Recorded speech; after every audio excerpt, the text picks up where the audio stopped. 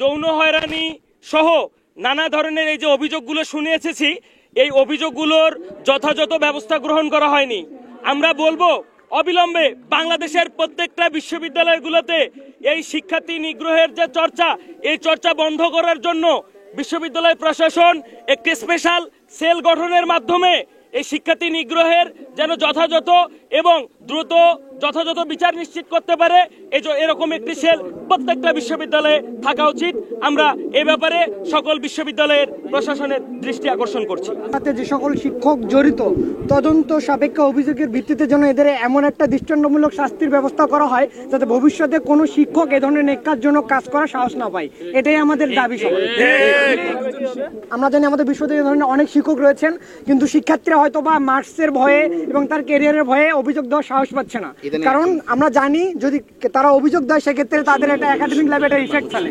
তবে এখন পর্যন্ত প্রশাসনিক ভবনে অভিযোগ এসেছে একটি, কিন্তু সে নাম প্রকাশে অনিচ্ছুক। এজন্য তার নিরাপত্তার সাথে আমরা কারো নাম ইন্ডিকেট করতেছি না। তবে আমাদের এতটুকুই, আমাদের সবার দাবি থাকবে সে শিক্ষক যেই হোক না কেন, তার কারো বিরুদ্ধে যদি এই ধরনের অভিযোগ আসে তদন্ত সাপেক্ষে তার জন্য সর্বোচ্চ শাস্তির ব্যবস্থা করা হয়, যাতে এই ধরনের কোনো শিক্ষক ভবিষ্যতে নেকার জন্য কাজ করার সাহস না পায়। ওভারঅল আমরা একটা কথা বলতে চাই, এই ধরনের নিপণকারী কোনো শিক্ষককে আমরা আমাদের ক্যাম্পাসে দেখতে চাই না। এ ব্যাপারের জন্য আমাদের প্রশাসন থেকে একটি সেল গঠন করে দেওয়া হয়েছে 5 সদস্য বিশিষ্ট, এবং ওই টিমে যে কোনো কেউ অভিযোগ করতে পারবে এবং তার নাম হাইড থাকবে। প্রশাসনের যে কথা যে এই ধরনের অভিযোগগুলো আসলে শিক্ষার্থীরা করার সাহস পাচ্ছে না, সেই সাথেই তাদের নিরাপত্তার সাথে একটি সেল গঠন করে দিয়েছে এবং তারা তাদের অভিযোগটি ওখানে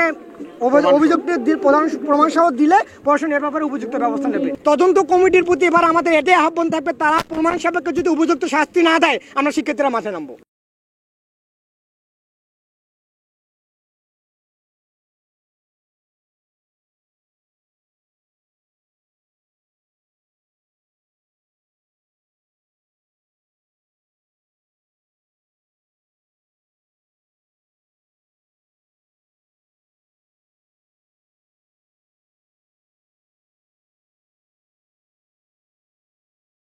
স্যারকে আমরা আহ্বান করেছি, স্যার এরকম একটা সেল গঠন করে দেওয়া হোক, কারণ শিক্ষার্থীরা আসলে অভিযোগ দেওয়ার সাহস পাচ্ছে না। এবং এই জন্য সাহস পাচ্ছে কারণ প্রিভিয়াস আমলে আমরা দেখেছি অভিযোগ করে শুধুমাত্র তদন্ত কমিটি পর্যন্তই থাকে, এর কোনো আমরা ফলাফল পাই না।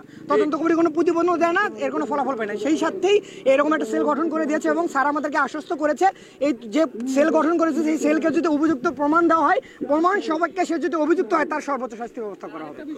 ঠিক আছে।